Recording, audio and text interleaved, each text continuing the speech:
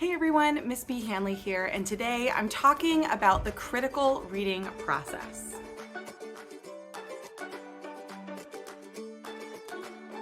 The critical reading process is a process in which you go through 3 steps before, during, and after reading something in order to gain a better understanding of what the text is actually saying, as well as to go deeper into the text and analyze the elements of it. So the critical reading process can be used for any type of reading.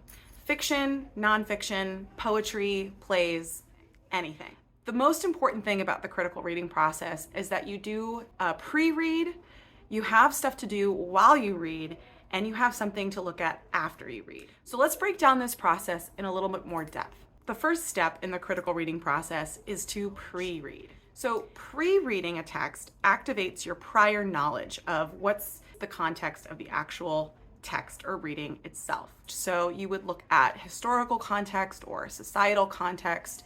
You might also look at the author and the author's point of view. You want to understand where the author comes from, socioeconomically, as well as their personal background and identity. Then you also want to look at the language that is involved in the reading that you're going to be doing. You may look at some vocabulary beforehand to better understand the terms or words that are going to be used in your reading. Additionally, if there's any jargon or slang that's used in the text, you'll want to understand what that means in order to have a better reading experience. So once you have done the pre-reading process and you've looked at the background and the context of what you're reading, then you can jump into the reading process. When you read something, you want to interact and engage with what you're reading. You can do this by asking questions, taking notes, and annotating.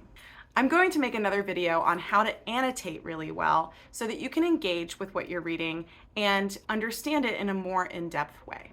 Additionally, you might analyze certain things while you're reading. You might define certain words. If you come across a word that's unfamiliar to you, you might look it up. You also might consider the tone in which something is being written. For example, while you're reading, what emotions does the reading invoke? What attitude does the author present while you're reading? During this stage, you can also utilize the close reading process.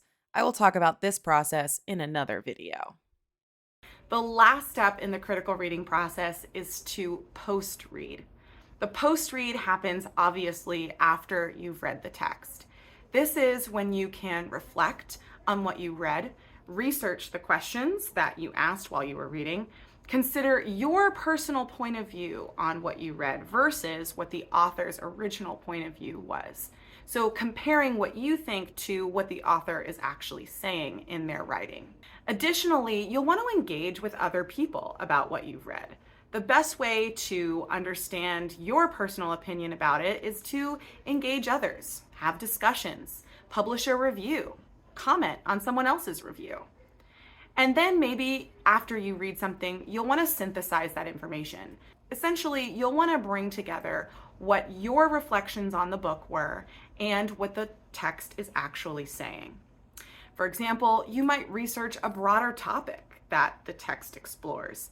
You might compare the text with others that are similar or with other people's point of view to get a more comprehensive view of what the topic is in that particular reading. And that's it. It is so important not only to understand what we read, but also apply it to what's going on in our real world life. Regardless of whether it is fiction, nonfiction, poetry, or a play, the whole point of reading is to communicate with the author.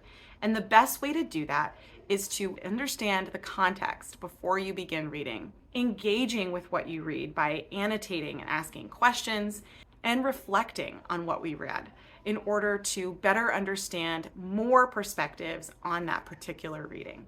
I hope this helped you better understand more about the critical reading process.